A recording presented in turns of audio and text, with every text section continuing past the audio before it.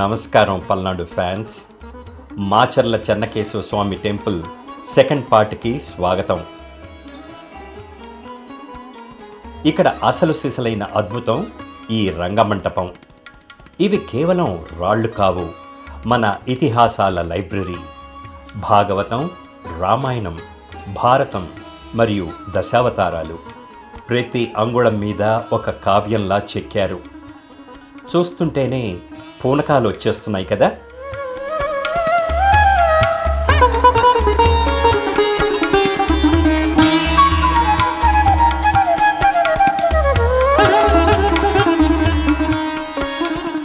ఇక్కడ నేల మీద ఉన్న ఈ రంధ్రాలను చూడండి.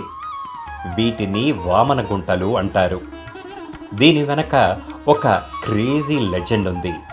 మహాకవి శ్రీనాథుడు శృంగార నైషధం రాస్తున్నప్పుడు ఆ ఏకాగ్రతలో, ఆ ఆవేశంలో ఆడుతూ ఈ రాతి మీద రంధ్రాలు పడేలా చేశారంట. ఒక కవిలోని పవర్ రాయిని కూడా కరిగించగలదు అని చెప్పడానికి ఇదే నిదర్శనం.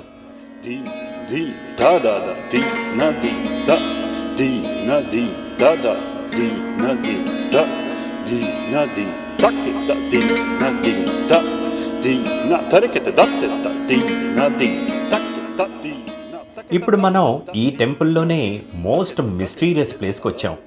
అదే ఈ నాగబంధం స్తంభం 1033 ఏడీకి చెందింది. ఈ నాగబంధాలు రాజుల నిధులని కాపలా కాస్తాయని పురోహితులు చెప్తున్నారు. అంటే దీని కిందే ఏదో భారీ నిధి దాగి ఉందన్నమాట. దీని మీద ఉన్న స్క్రిప్ట్ పేరు బ్రహ్మనగరి. ఆర్కియాలజీ డిపార్ట్మెంట్ వారు ఎన్నిసార్లు దీని ఫోటోలు తీద్దామని ట్రై చేసినా ఆశ్చర్యకరంగా ఫోటోలన్నీ నల్లగానే వస్తున్నాయంట. అందుకే ఇప్పటికీ ఈ స్తంభాన్ని ముట్టుకోవడానికి ఎవరూ సాహసించరు.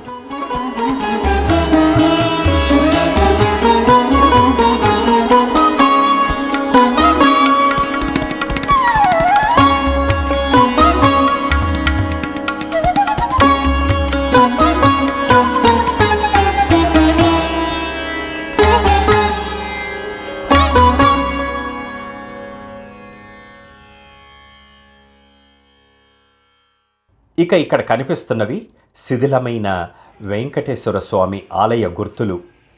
పిడుగులు పడి ఈ ఆలయం ఇలా మారిందని చెప్తారు. ఈ పల్నాడు చరిత్రలోని గాయాలకు ఇవి సాక్ష్యాలుగా నిలిచాయి.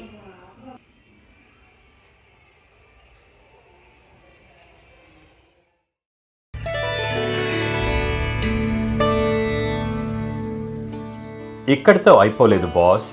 పక్కనే ఉన్న డివైన్ హబ్ వీరభద్రస్వామి మరియు ఇష్టకామేశ్వరుడి టెంపుల్స్కి వెళదాం.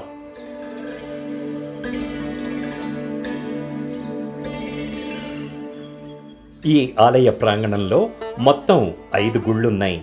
అవి వచ్చేసి ఎదురుగా కనపడుతున్న నాగేంద్రుడి ఆలయం, దాని పక్కనే వీరభద్రుడి ఆలయం,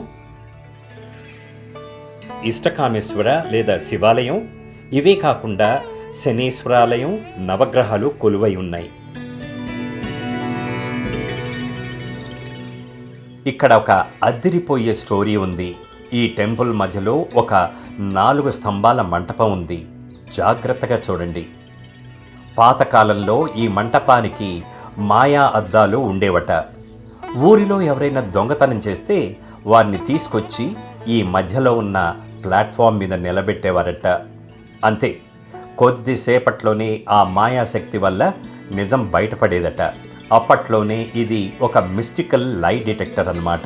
కానీ కాలక్రమేణా ఆ మాయ పోగొట్టడానికి కొందరు దుండగులు దీన్ని తగలబెట్టేశారట. పవర్ పోయినా ఆ వైబ్ మాత్రం ఇంకా ఉంది.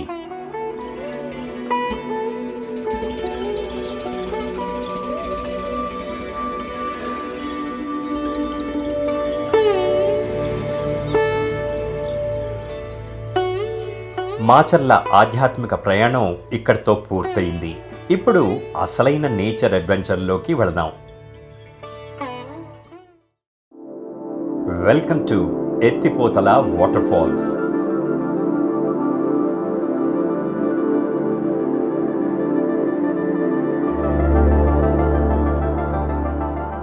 చూసారా, ఈ పచ్చదనం, ఈ గాలి అప్పుడే మైండ్ రిలాక్స్ అయిపోతోంది.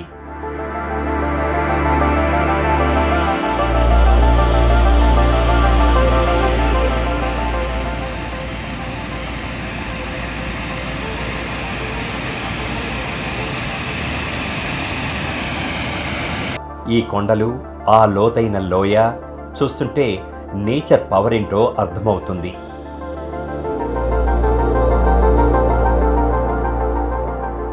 అసలు ఈ దృశ్యం చూడండి. 3 వాగులు కలిసి ఇక్కడ జలపాతంగా మారుతుంటే వచ్చే ఆ శబ్దం ఉందే, అది చాలు మన స్ట్రెస్ మొత్తాన్ని కరిగించేయడానికి. ఇక్కడ నిలబడితే కలిగే ఆ ప్రశాంతత వేరే లెవెల్ బాస్.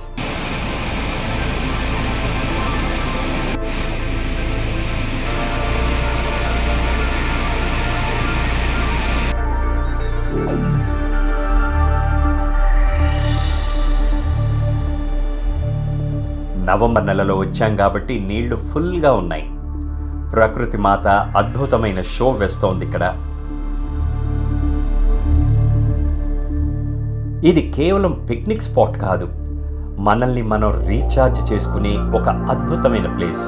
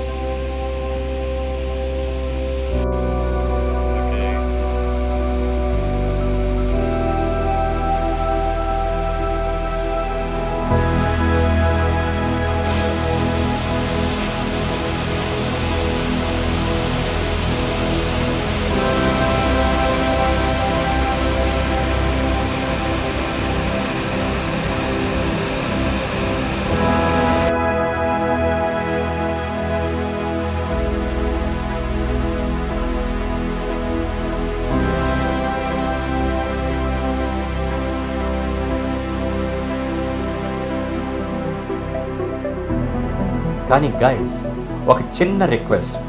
ఈ ప్రకృతిని చూసి మనం ఎంత ఎంజాయ్ చేస్తున్నామో దాన్ని కాపాడుకోవాల్సిన బాధ్యత కూడా మనదే. పార్కింగ్ దగ్గర, దారిలో ఇలా చెత్త వేయడం వల్ల మనం ఈ అందాన్ని మనమే నాశనం చేసుకుంటున్నాం. ప్లీజ్, మన ప్లానెట్ని మనం గౌరవిద్దాం. చెత్తను చెత్తబుట్టలోనే వేద్దాం.